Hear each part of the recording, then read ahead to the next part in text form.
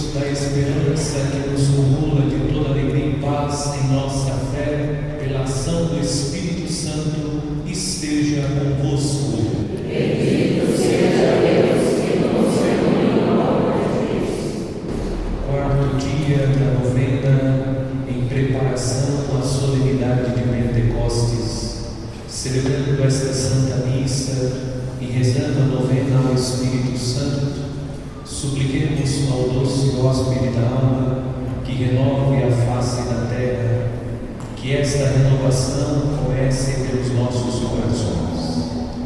No início desta celebração eucarística, peçamos a conversão do coração, fonte de reconciliação e comunhão com Deus e com os irmãos e irmãs.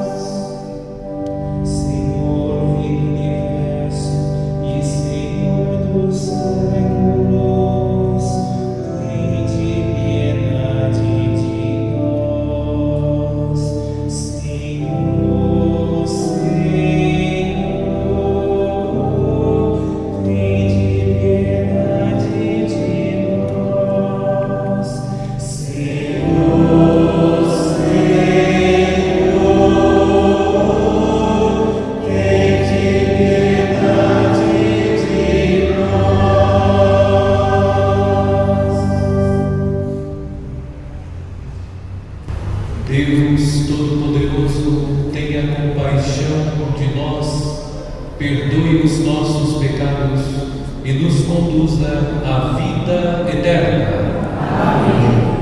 Oremos.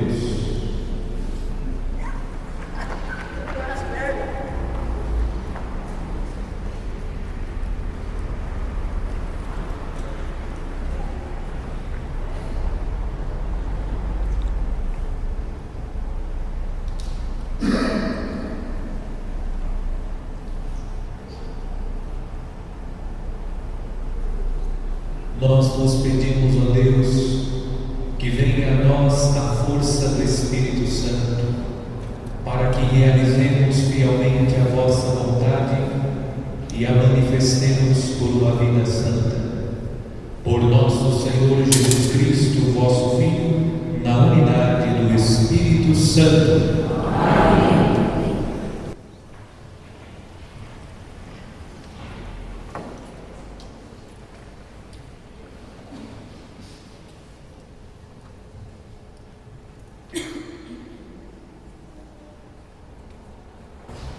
Leitura do Atos dos Apóstolos.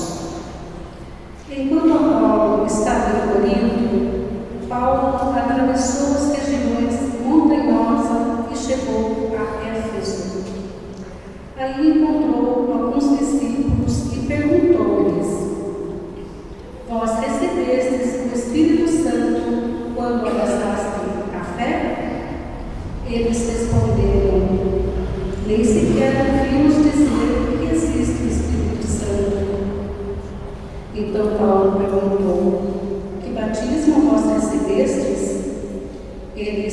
responderam: o batismo de João.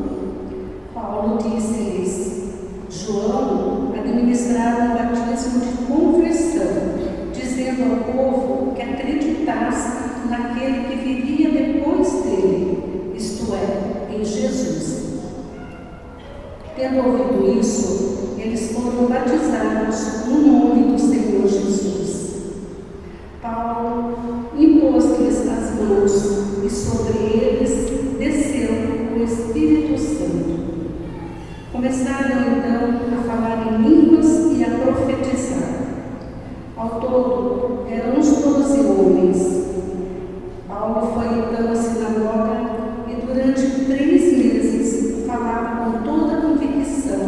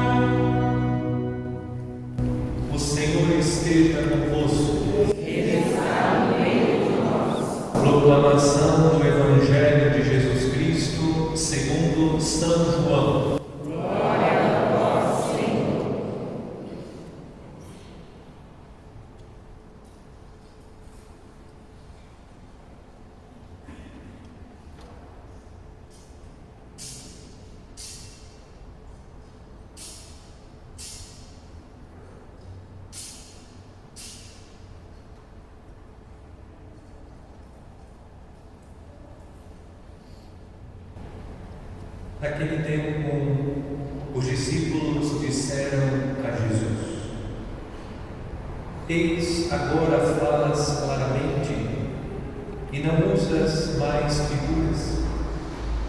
Agora sabemos que conheces tudo e que não precisas que alguém te interrogue.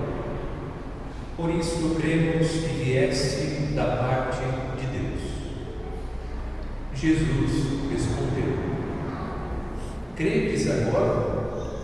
Eis que vem a hora, e já chegou, em que vos dispersareis, cada um para seu lado, e me deixareis só. Mas eu não estou só, porque o Pai está comigo. Disse-vos estas coisas, para que tenhais paz em mim. No mundo tereis tribulações, mas tende coragem, eu venci o mundo. Palavra da salvação. Glória a vós, Senhor.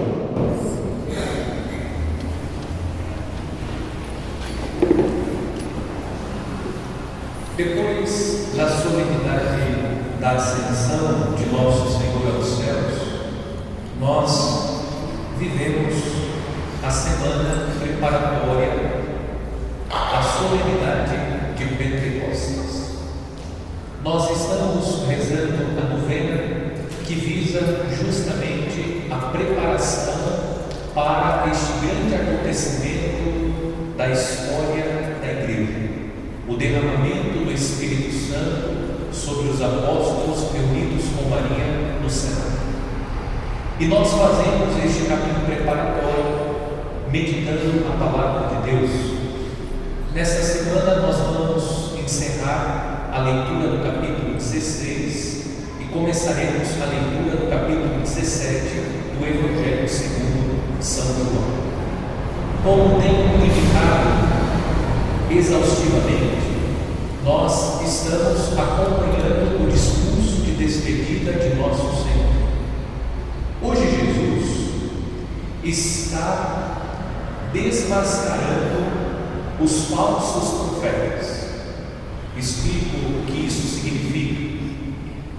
Existem pregações que buscam incutir no coração das pessoas que o fato de aderir a Jesus Cristo, seguir os passos do Mestre, professar a fé cristã, faz da pessoa imune às tribulações e tempestades próprias desta vida. Jesus está sendo sincero. Jesus está de forma categórica desmascarando os falsos profetas.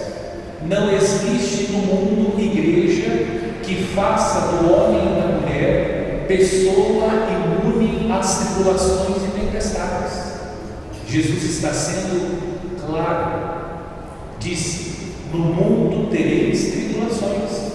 As tribulações são inevitáveis. Faz parte deste mundo as tribulações, provações, as dificuldades, elas são inerentes a esta vida. Contudo, Jesus está ensinando os seus discípulos que eles irão vencer. Coragem, eu venci o mundo. Como São Paulo nos ensina, em Cristo somos mais que vencedores. A fé cristã não faz de nós pessoas imunes às tribulações. A fé cristã nos fortalece de tal modo que nós vivemos as tribulações, mas depositando em Deus a nossa confiança, certos que todas as tribulações um dia irão passar definitivamente. Quando, Pai? Quando nós, pela graça e misericórdia de Deus, entrarmos nas alegrias do céu. Só no céu não terá tribulação.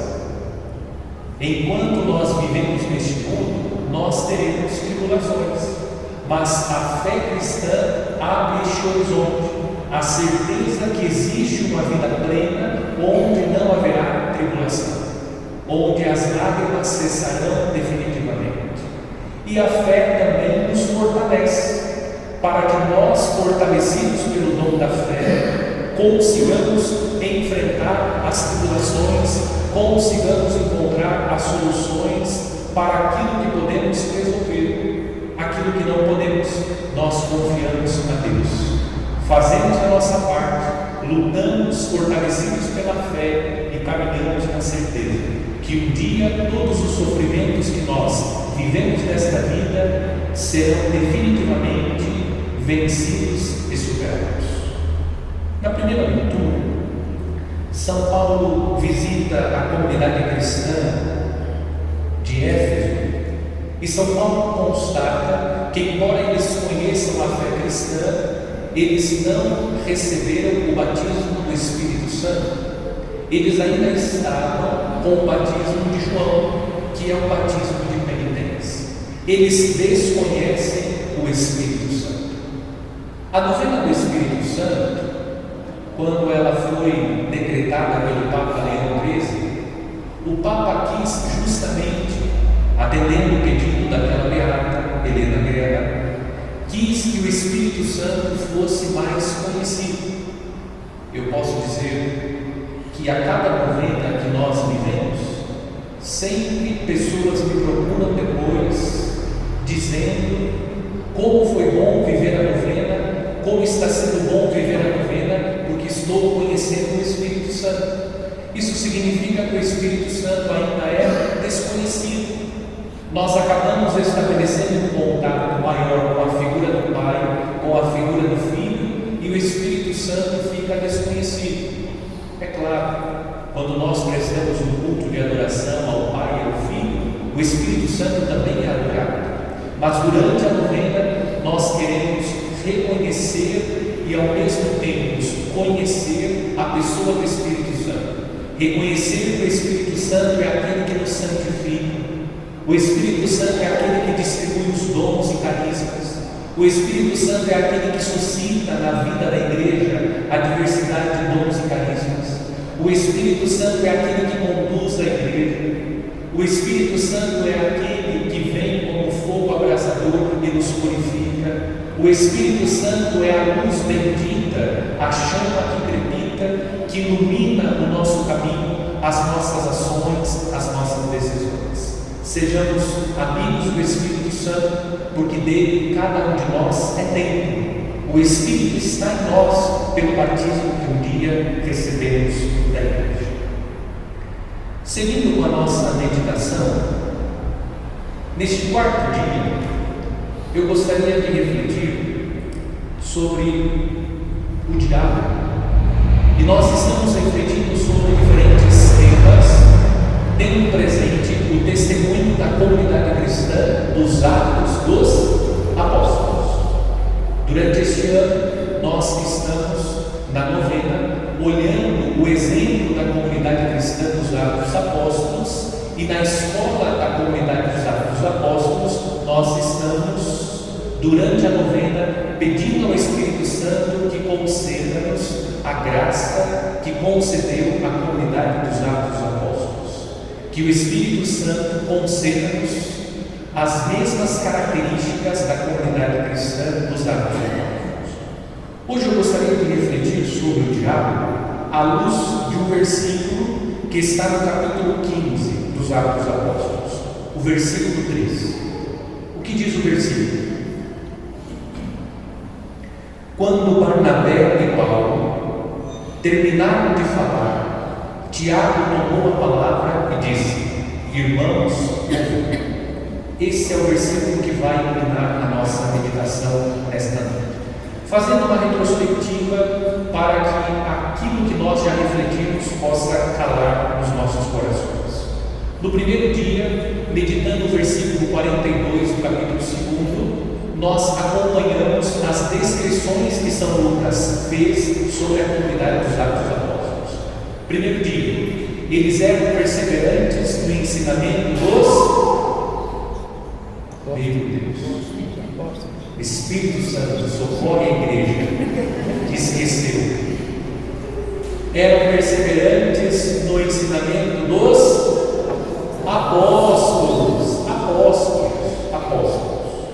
E nós pedimos ao Espírito Santo a docilidade para que nós possamos receber os seus ensinamentos através dos nossos pastores. Os bispos são os sucessores dos apóstolos. O Papa é o sucessor do apóstolo São Pedro. O Espírito continua nos ensinando através dos nossos pastores. Segundo dia, eles eram perseverantes na comunhão fraterna. Na comunhão fraterna. E nós pedimos ao Espírito Santo que Ele possa nos ensinar a viver como irmãos. Como irmãos. Vimos os bens que nós recebemos vivendo a graça de ser cristãos na comunidade, com os irmãos. E ontem nós refletimos sobre a perseverança dos apóstolos na fração do pão e nas orações. E nós meditamos sobre a oração, pedindo ao Espírito Santo que nos ensine a orar. Que o Espírito Santo nos ensine a orar. Vamos à meditação deste quarto dia. Primeiro ponto. A comunidade cristã é formada por homens e mulheres. Fazendo um resgate, eu indiquei que a comunidade dos Atos dos Apóstolos não é uma comunidade constituída por homens e mulheres perfeitos. São homens e mulheres que têm defeitos. A diferença é, eles são guiados pelo Espírito Santo. Inclusive nós indicamos a fragilidade de Ananias e Zafira, que quiseram enganar os apóstolos, a fragilidade do apóstolo São Pedro, que agiu de forma discrepante. A fragilidade está presente nos homens e mulheres que formam a comunidade cristã dos Atos dos Apóstolos. A Igreja de Cristo, ela é santa e indefectível. A igreja é sem defeito, a igreja é perfeita. Por que a igreja é perfeita? Porque a cabeça da igreja é Cristo Jesus. A igreja é santa, a igreja é perfeita, a igreja é infalível. Quem são os imperfeitos, os pecadores, os falíveis? Somos nós que estamos na igreja. Falível e pecador são os homens que estão na igreja, mas a igreja é santa. Não digam aquilo que alguns dizem, a igreja é santa e pecadora. Não, a igreja é santa. Pecadores são os homens que estão na igreja. A igreja é santa porque a cabeça da igreja é Cristo Jesus. Cristo Jesus. Os homens que somos nós, que somos membros da igreja, nós somos pecadores, mas a igreja é santa. É um engano, portanto, pensar que a comunidade cristã é uma comunidade constituída por homens e mulheres perfeitos. Há quem participe da igreja imaginando que vai encontrar na comunidade cristã homens e mulheres perfeitos. Nós não encontramos homens e mulheres perfeitos em plenitude na comunidade cristã. Nós encontramos na comunidade homens e mulheres que buscam a perfeição, homens e mulheres que buscam a santidade. Há quem esteja mais avançado neste caminho, no caminho da perfeição e da santidade, há quem ainda esteja no início. A comunidade cristã, ela é formada por homens e mulheres que estão buscando. Alguns estão avançados, outros estão no início. Não se engane. Você pode se frustrar, ficar chateado com aqueles que participam da comunidade, porque a comunidade cristã é formada por homens e mulheres que têm defeitos, que são imperfeitos. Que bom que essa pessoa, cujo pecado é público, está na igreja. Que bom que essa pessoa está participando da comunidade. Os seus defeitos são conhecidos, mas a comunidade cristã, a igreja, é o lugar onde o bom samaritano deixou aquele que estava ferido. A hospedaria, onde o bom samaritano deixou a pessoa que estava caída, ferida na estrada, é símbolo da igreja. Na igreja devem estar os feridos, os leprosos, os doentes, os pecadores, porque Cristo deixou a igreja para que a igreja que é santa nos purifique. especialmente através da pregação da palavra e dos sacramentos. É um engano pensar que a igreja, que a comunidade cristã é formada por homens e mulheres perfeitos.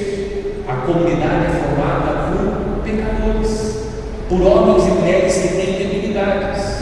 Não se frustre, porque a igreja é santa, mas os homens que participam da igreja são pecadores. E cada um de nós pode agora bater no próprio peito e dizer: eu sou esse pecador que participa da igreja. O padre da oração eucarística número 1, ele bate no peito: pecadores, porque o padre é um pecador, assim como os outros membros da igreja. Todos juntos estamos buscando a santidade, a perfeição. Não crie essa expectativa em relação à comunidade. A comunidade é um lugar onde homens e mulheres, aqueles que já estão mais avançados, aqueles que estão no início, convivem. Aqueles que estão avançados no caminho da santidade e aqueles que estão começando. O cristianismo, a fé cristã, não pode ser entendida como uma seita. O cristianismo não é uma seita. A igreja não é uma seita. A igreja é um lugar onde homens e mulheres se encontram para viver a sua fé. Por isso também que nós encontramos na igreja divergências de pensamentos.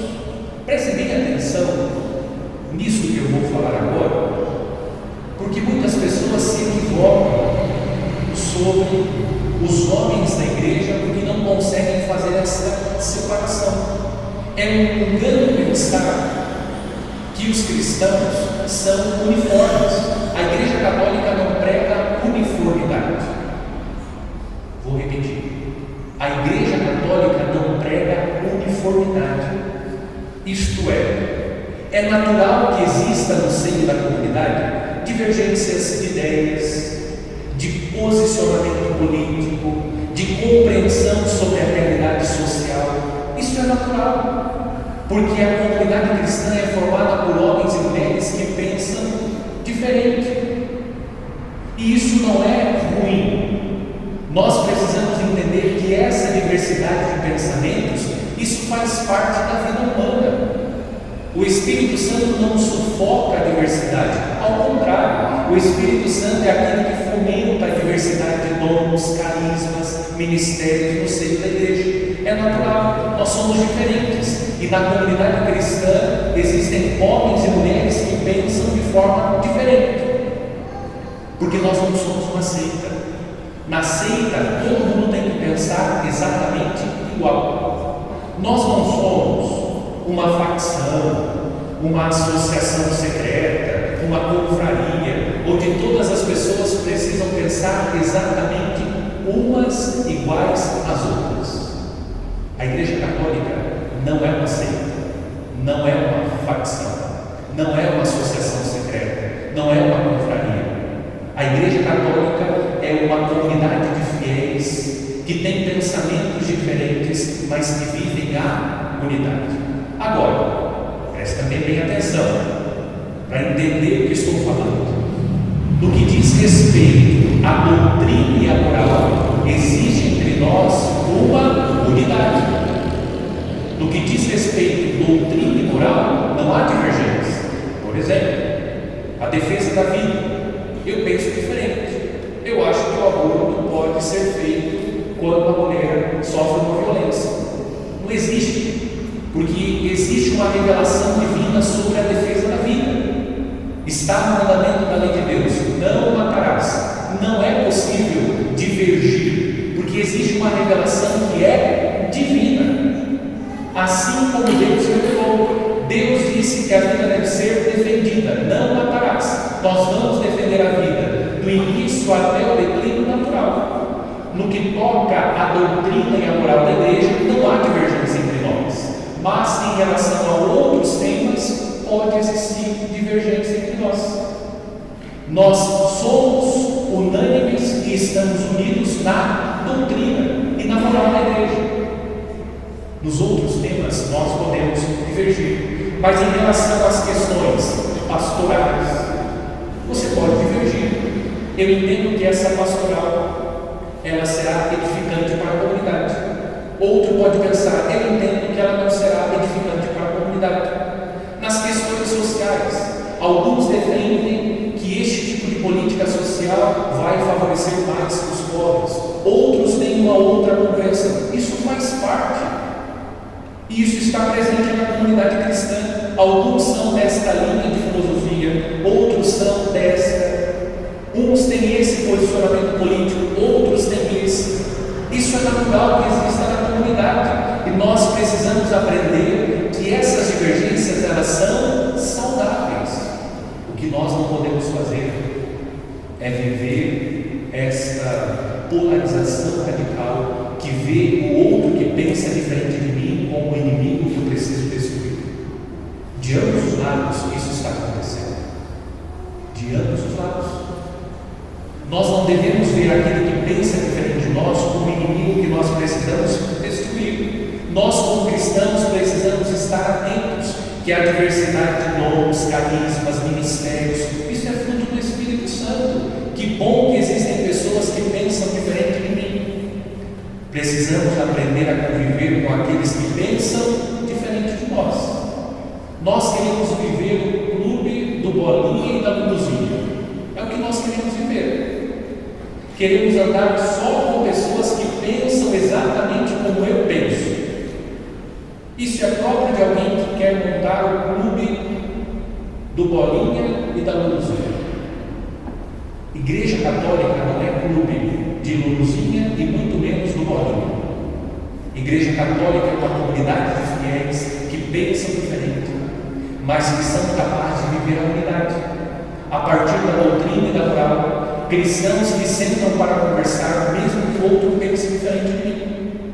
E depois nós vamos entender por que é importante estabelecer relação com aqueles que pensam diferente de nós. E não devemos ver o outro, porque cristão católico não deve ver aquele que pensa diferente de mim como inimigo que eu preciso eliminar. Eu preciso, usando uma linguagem contemporânea, cancelar. Isso não é cristão, isso não é catolicismo. Você, eu e você, não é dono da verdade. Às vezes nós pensamos que somos dono da verdade. É possível que eu e você estejamos errados. Num determinado tema, eu posso estar errado. Portanto, é necessário que eu tenha consciência que eu não sou o dono da verdade. Quando nós temos consciência que nós não somos o dono da verdade, nós somos capazes de estabelecer diálogo com qualquer pessoa. Veja, vou ser repetitivo para ficar bem claro. Em matéria de doutrina moral é uma coisa. Não é disso que nós estamos falando.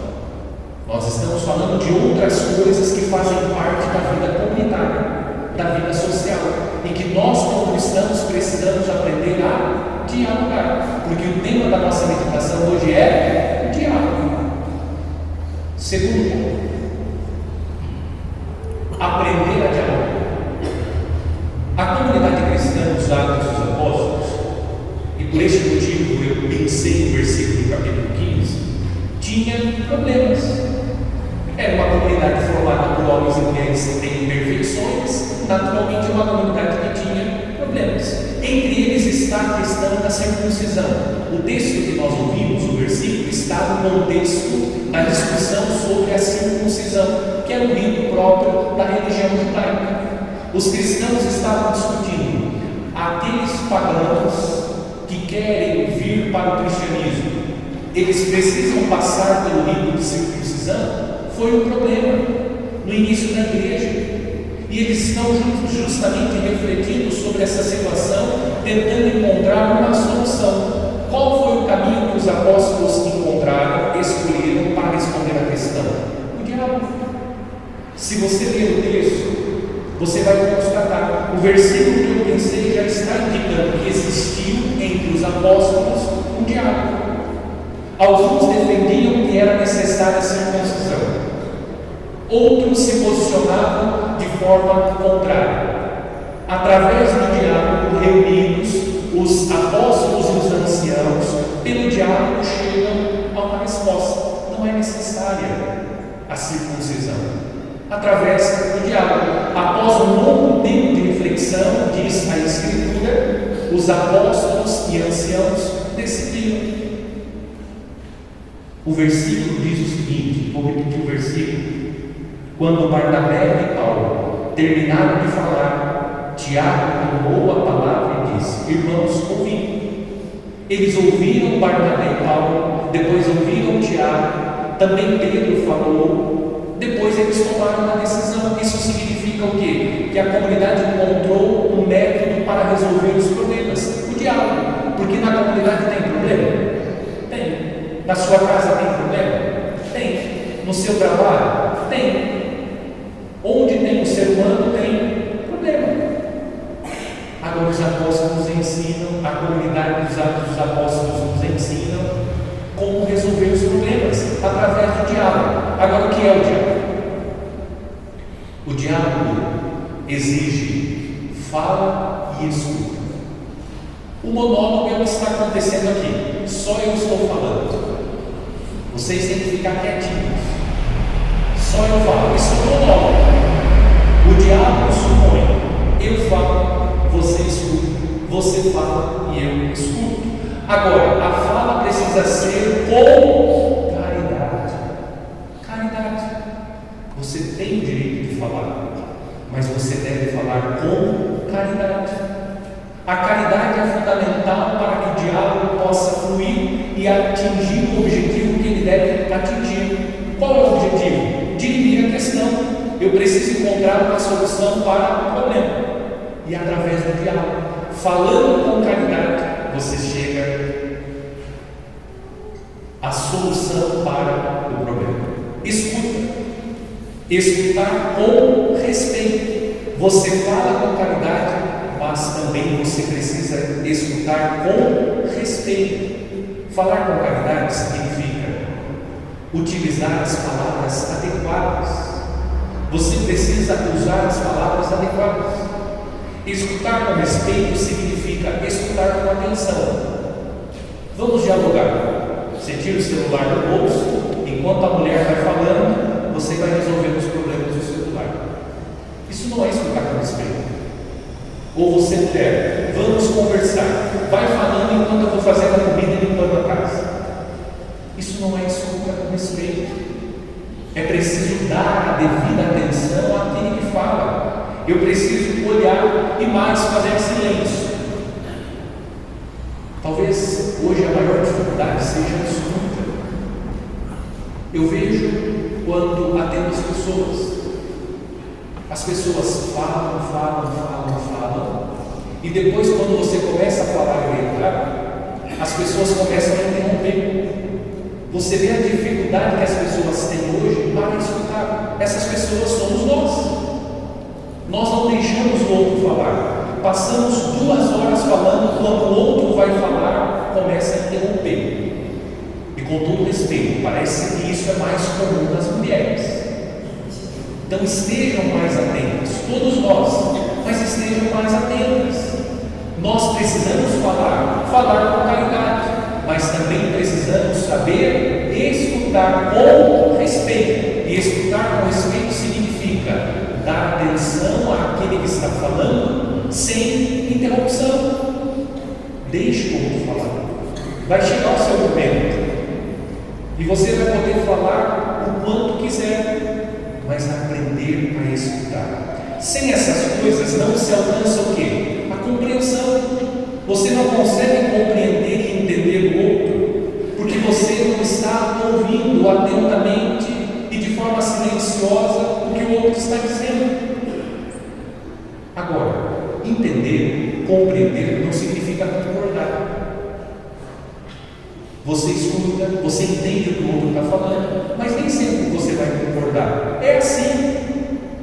Queiramos ou não, é assim. Nós não concordamos em tudo uns com os outros. Isso é natural. O que nós precisamos aprender? Aprender a conviver com aqueles que pensam diferente de nós. Qual é o problema de você torcer para o Corinthians e para o São Paulo? Nenhum. Você torce para o Corinthians, eu torço para o São Paulo e continuamos amigos do mesmo jeito. Só que nos dias de hoje, o fato do outro torcer para o Corinthians e não para o São Paulo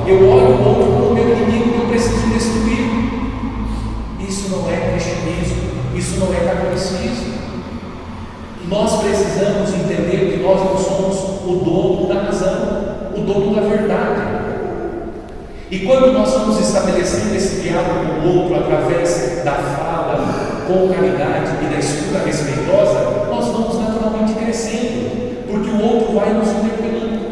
Por que eu não posso torcer para o Corinthians? Talvez o Corinthians seja um time melhor. Claro, estou usando um exemplo bobo, mas para que nós possamos pensar nas coisas mais sérias da vida, como nós estamos reagindo em relação ao diálogo. Que espécie de diálogo nós estamos estabelecendo? E agora eu concluo dando dicas. Dicas para um bom diálogo. Primeiro, anotem no coração de vocês. Primeiro ponto para um bom diálogo: escolher o melhor momento. Não adianta querer dialogar quando você parece um tomate na verdade, querendo enforcar o outro. Escolha o melhor momento. Não seja precipitado. Bom, o padre falou na homilia hoje, eu vou chegar em casa e vou querer resolver todos os problemas que eu tenho com meu marido, com a minha esposa, com meu filho, amanhã no trabalho, com aquele colega de trabalho. Calma. Não seja precipitado. Escolha o melhor momento. Não haja por impulso. Querer conversar no impulso é furada. É muito provável que o seu barco vai naufragar, vai afundar. Vai ser quebra-pau de sol. Porque você está fervendo e o outro também está fervendo. Dois fervendo não está certo. Escolha o melhor momento. Agora, prestem atenção, homens, agora os homens sobretudo. O homem tem uma facilidade para se esquivar do diálogo.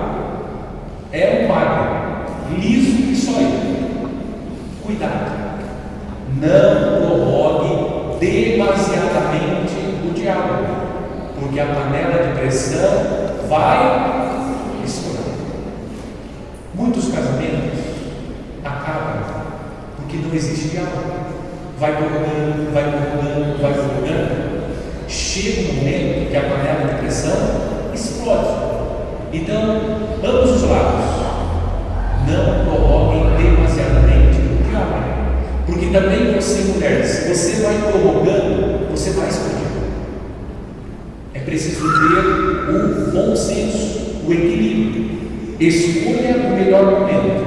Não procure dialogar imediatamente, é arriscado, mas também não demore demasiadamente para procurar a pessoa que você precisa dialogar. Estou falando do matrimônio porque isso é mais perto, mas isso serve para todas as situações que nós encontramos na vida. Para o padre com os fiéis com o padre, no trabalho, enfim, em todos os ambientes que nós frequentamos.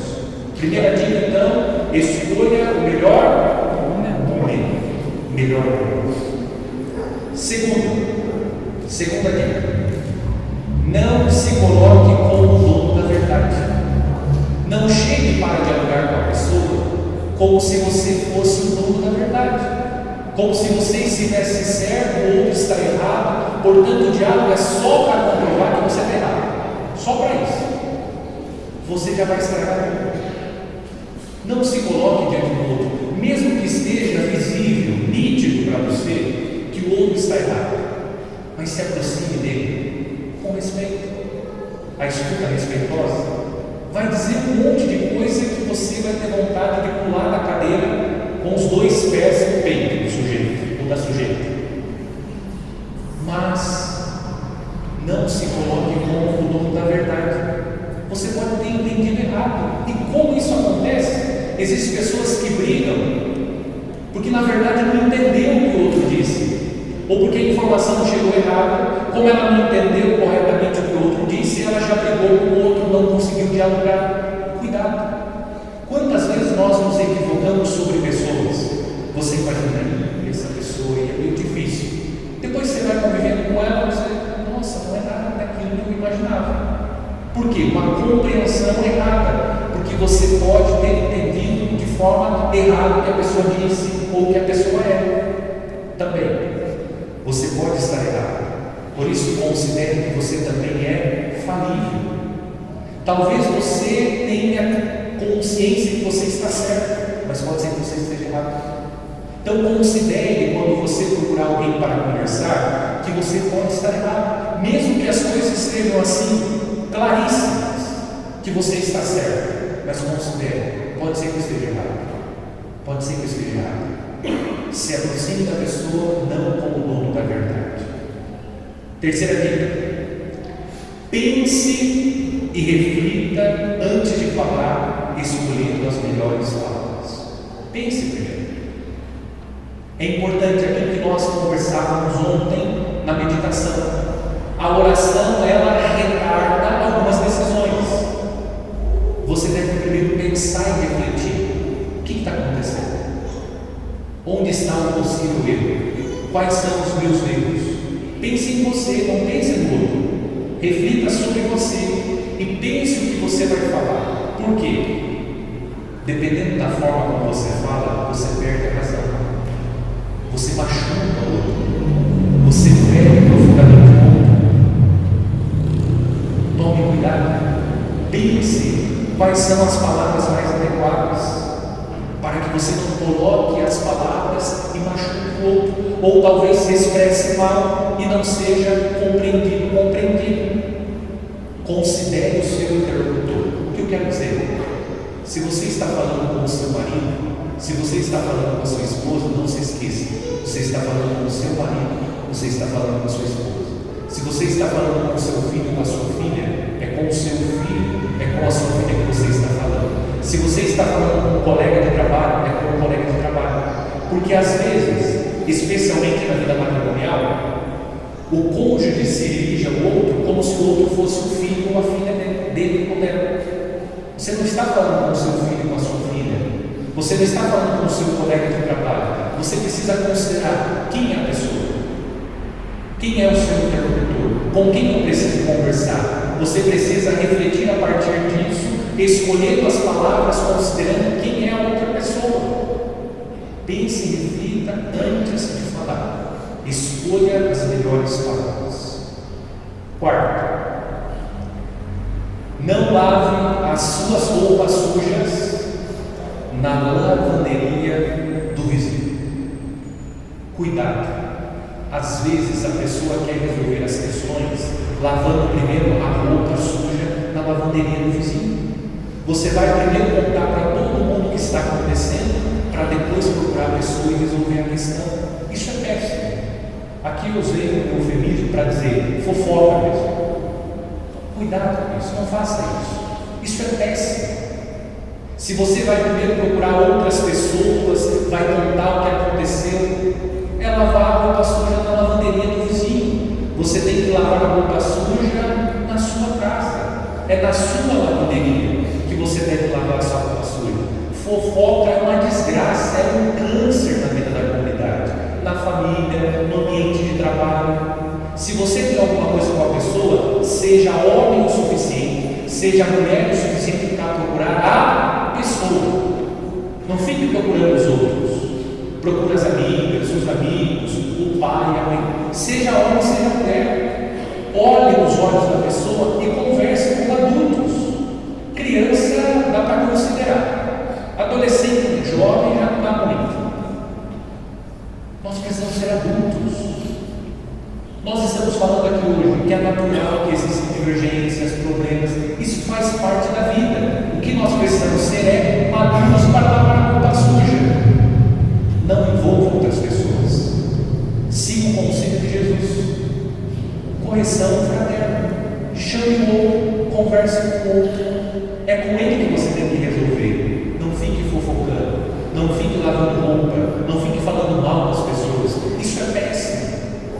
Isso estraga esse diálogo que pode ser muito construtivo e edificante para todos nós, porque nós erramos, nós falhamos, faz parte. Nós estamos sujeitos. Mas quando você adota esse tipo de comportamento, isso é péssimo. Isso não constrói o diálogo. Quinta dica: escutar com humildade e respeito. Aquilo que parece um absurdo para você, para o outro é doloroso. Homens, prestem atenção. Entenda que a mulher não tem E mulheres, entendam que o homem não tem uma cabeça de mulher. Nós erramos muito porque nós imaginamos que, sobretudo o diálogo entre homem e mulher. Eu, como homem, estou falando com uma mulher. Penso que a mulher pensa como eu penso. A mulher pensa diferente, ela é mulher. E vice-versa. A mulher está conversando com um homem. Mulher, você precisa considerar que você está conversando com um homem. Homem, não é que a mulher é muito sensível, é que ela é mulher. Mulher, não é que o homem é muito insensível, é que ele é homem. São visões de mundo diferentes. E que nós precisamos considerar com diálogo. Aquilo que parece um absurdo para você, como deixar a toalha molhada em cima da cama, para ela não é. Mas é a visão de mundo dela. É o que nós precisamos entender. Estou usando o exemplo do matrimônio porque fica mais fácil, mas isso pode ser aplicado a todos os ambientes. Considere que o seu interlocutor tem modos diferentes de ver, vem de uma cultura, de uma família, tem um tipo de formação diferente da sua formação. Tudo isso precisa ser considerado no diálogo, porque senão nós não conseguimos estabelecer um bom diálogo. Entender que a forma de assimilar, de compreender, de aceitar é diferente. Somos diferentes. E qual é o problema? Nenhum. Que bom que somos diferentes. Já pensou? Todo mundo igualzinho? Seria um tédio, no mínimo um tédio. Sexta e última dica, terminando. Claro, o fundamental.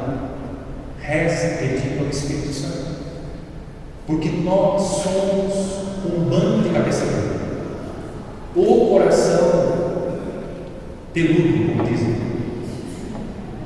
Como o nosso coração é um coração duro, nós precisamos pedir ao Espírito Santo. Peça a sabedoria do Espírito Santo. Eu preciso conversar com essa pessoa.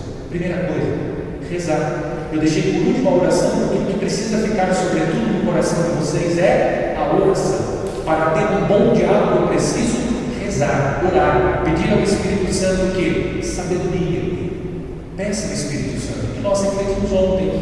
Espírito Santo, dá sabedoria. Você tem um BO para resolver lá no seu trabalho? Peça ao Espírito Santo. Espera um pouquinho, respira. Eu já volto aqui, vou no banheiro. Vai no banheiro, se tranca lá e pede ao Espírito Santo. Espírito Santo, dá sabedoria. Dá ao Espírito Santo a graça da sabedoria. Dá discernimento. Porque às vezes nós precisamos de discernimento. A situação é tão conflituosa que você não sabe o que dizer, o que fazer, qual é a orientação. Discernimento. Precisamos. E Deus vem em auxílio, gente. Deus vem em auxílio da nossa fraqueza. Ele dá discernimento. Eu falo como padre. A gente não sabe tudo. Às vezes as pessoas chegam com cada situação difícil e humanamente não tem uma resposta, mas Deus vem ao auxílio da nossa fraqueza. O Espírito Santo ilumina, dá discernimento. Você disse uma palavra que não é minha, que não é nossa, é de Deus. Discernimento. Peça ao Espírito Santo amor. Amor. Nós precisamos do diálogo amar o outro. Amar. Espírito Santo me ensina a amar essa pessoa, porque às vezes nós somos difíceis. Essa pessoa difícil somos nós mesmos. Nós somos difíceis. Precisamos pedir ao Espírito Santo a graça de amar o outro, mesmo que o outro esteja errado, porque ele pode estar errado. Espírito Santo me ensina a amar. E por fim, peça ao Espírito Santo a humildade. Só é capaz de dialogar quem é humilde. A humildade. Eu vou me aproximar, vou dialogar com humildade, reconhecendo que o outro é meu irmão, que eu também posso estar errado, equivocado, e vamos tentar juntos encontrar uma solução para a dificuldade que nós estamos enfrentando, o problema que se levantou, a humildade. Essa é a comunidade cristã dos Atos dos Apóstolos. Vamos pedir hoje ao Espírito Santo que nos dê essa graça, a graça de sermos pessoas do diálogo. Vamos conversar, vamos dialogar, para juntos encontrarmos as soluções. Não se escandalize se na comunidade existem pessoas que pensam diferente de você. Que bom! Essa é a igreja de Deus. A igreja que comporta diferentes pensamentos. No que diz respeito à doutrina e moral, nós vivemos a unidade, mas existem diferenças de pensamentos. Inclusive entre os pastores, os nossos pastores. Qual é o problema disso? Nenhum. Mas nós estamos unidos pelo mesmo Espírito e buscamos no Espírito dialogar. Tenha certeza, se eu e você colocarmos em prática esse ensinamento da comunidade, quase 100% das nossas dificuldades serão superadas. Porque uma das coisas que mais falta no dia de hoje é diálogo. É diálogo. A capacidade de dialogar. Dialogar como nós vimos hoje na meditação.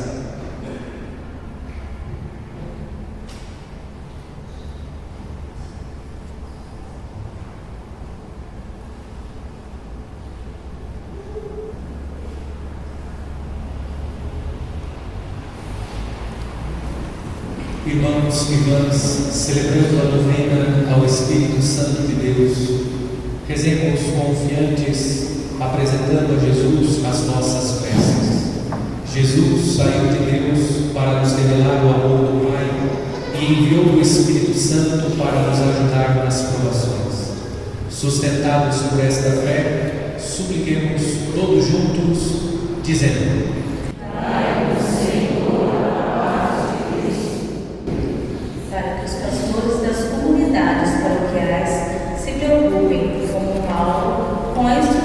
batizados que ainda não receberam a confirmação por eles.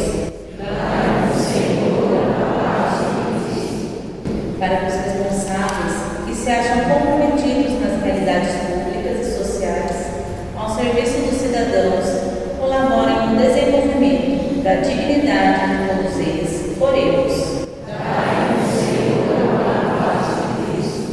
Para que o anúncio do reino de Deus, iniciado pelos apóstolos, possa chegar de modo convincente até os confins da terra, levando alegria ao coração de todos os homens por eles. Para que os que sofrem as tribulações da vida não se fechem em si mesmos, mas se abram a Jesus, que lhes comunica o seu Espírito Consolador por eles. Para que a presença do Espírito enriqueça a nossa assembleia com a certeza de que Jesus Cristo saiu de Deus e nos chamou para que tenhamos a sua paz e vençamos o mundo. Oremos. Pelos aniversariantes Bruna Samoia, Jonatas Daniel de Oliveira, pelos doentes Cátia Machado, Leoneide Coelho, Gerson Lourenço, Maria Alexandre, Jandira, João, Wilson, Neuza, Rafael Augusto, Lucas Augusto e Antônio das Chagas. Oremos. Nossa prece prossigamos implorando a vinda do Espírito Santo, rezando juntos. Vinde, ó Santo Espírito, vinde amorosamente, acelerem a vossa luz urgente, vinde para os pobres, na dor e aflições, vinde encher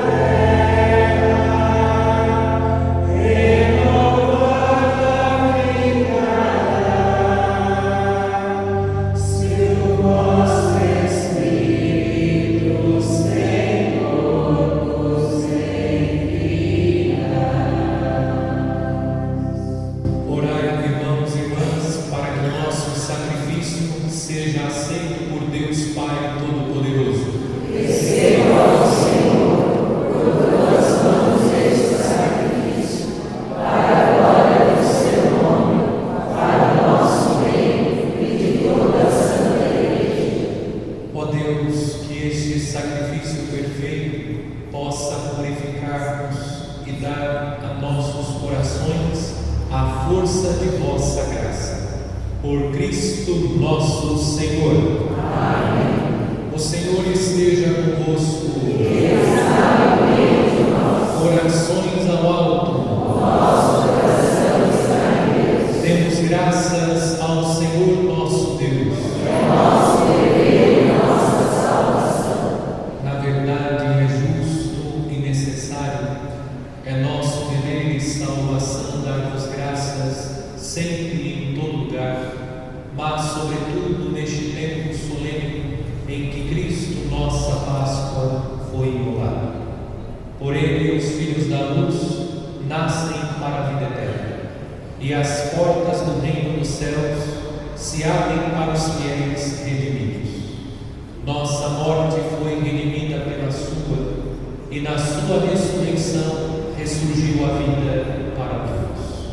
Transbordando de alegria pascal, nós nos unimos aos anjos e a todos os santos para celebrar vossa glória, cantando a uma só voz.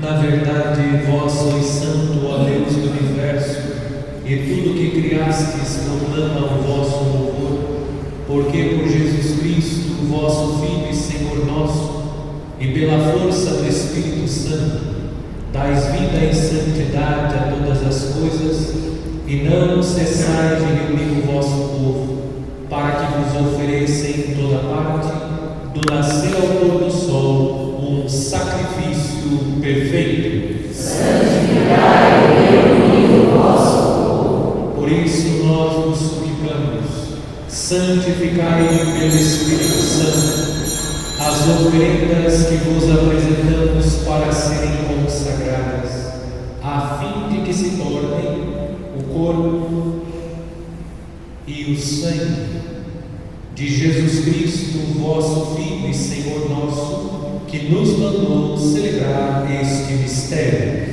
Santificai nossa oferenda ao Senhor. Na noite em que ia ser entregue, ele tomou o pão, deu graças e o partiu, e deu a seus discípulos, dizendo: tomai todos e comei, isto é o meu corpo, que será entregue por vós.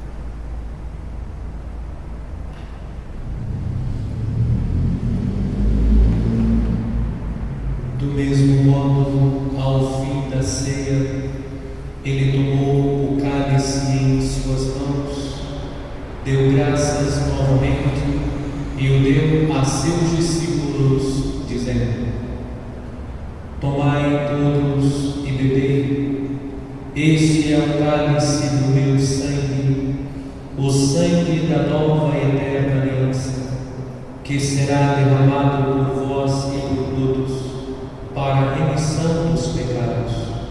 Fazei isto em memória de mim.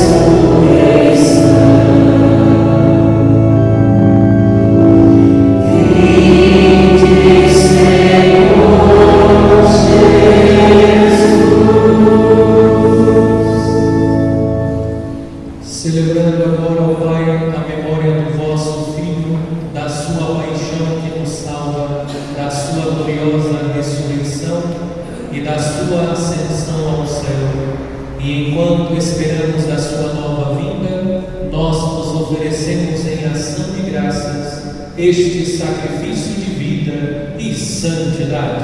Recebei, ó Senhor, a nossa fé. Olhai com bondade a oferenda da vossa igreja.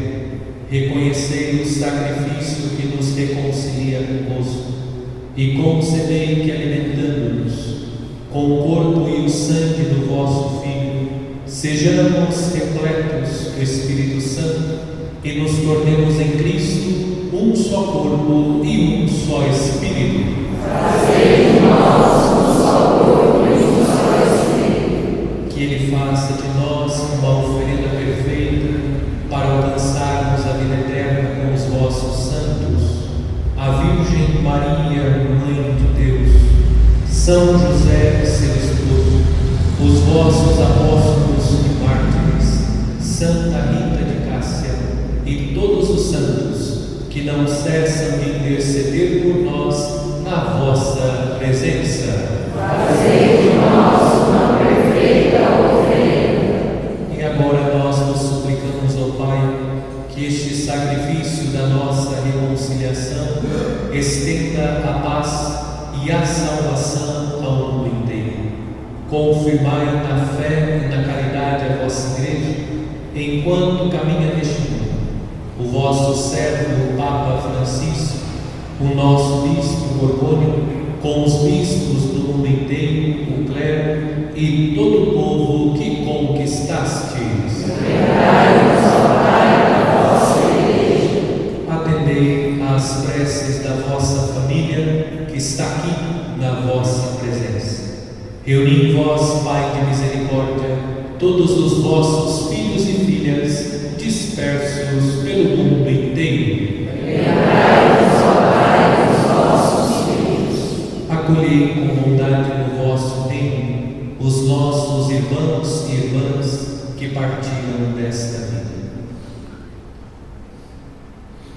Benedito de Souza Barros, José Rodrigues, Joaquim Cândido Rodrigues, Edna, João, Ambrósio, Jacira, Ana Marçal.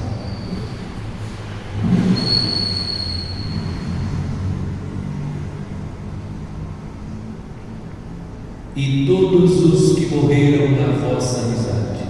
Unidos a eles, esperamos também nós saciar-nos eternamente da vossa glória, por Cristo, Senhor nosso. A todos saciai com vossa glória. Por ele dais ao mundo todo o bem e toda a graça.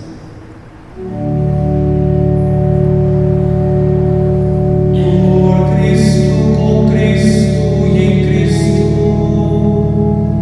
a vós Deus Pai Todo-Poderoso, na unidade do Espírito Santo, toda a honra e toda a glória, agora e para sempre.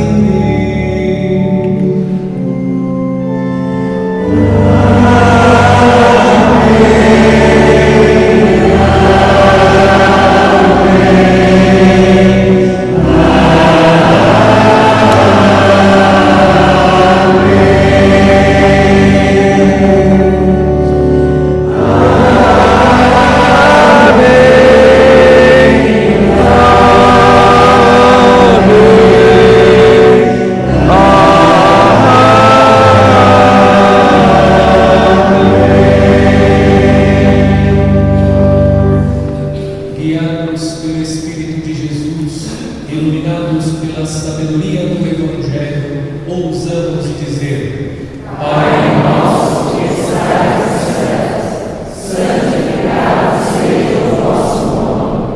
Venha a nós o vosso reino. Seja feita a vossa vontade, assim na terra como no céu. O pão nosso de cada dia nos dai hoje. Perdoai as nossas ofensas, assim como nós perdoamos também a quem nos tem ofendido. E não nos deixeis cair em tentação, mas livrai-nos do mal. Livrai-nos de todos os males, ó Pai, e dai-nos hoje a vossa paz. Ajudados pela vossa misericórdia, sejamos sempre livres do pecado e protegidos de todos os perigos, enquanto, vivendo a esperança, aguardamos a vinda do Cristo Salvador. Vosso é o reino, o poder e a glória para sempre. Senhor Jesus Cristo, dissestes aos vossos apóstolos: eu vos deixo a paz, eu vos dou a minha paz. Não olheis os nossos pecados, mas a fé que anima a vossa igreja. Dai-lhes, segundo o vosso desejo, a paz e a unidade.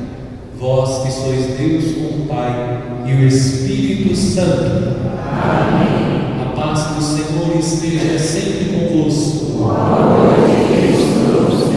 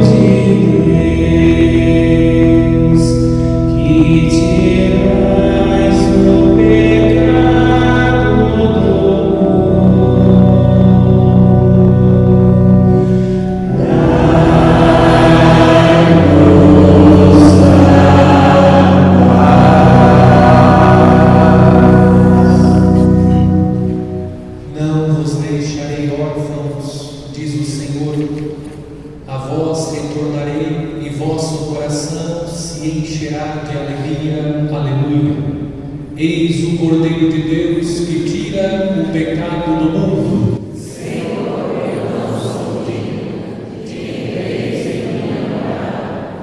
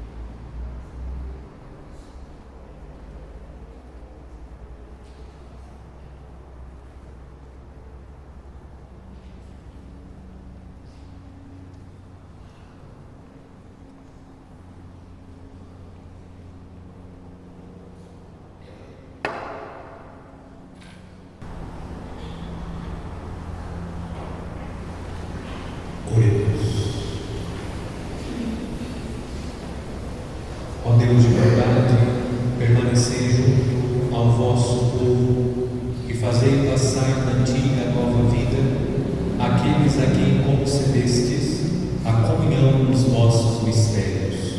Por Cristo nosso Senhor. Amanhã seguimos com a novena ao Espírito Santo. Amanhã às 19h30. E também lembro que toda quinta-feira às 7 horas da manhã, a missa e durante o dia a oração ao Santíssimo. E no domingo, após a missa das 19 horas, os cerimoniários estarão vendendo leite de perdeu no valor de R$10 em prol da confecção das vestes dos novos cerimoniários.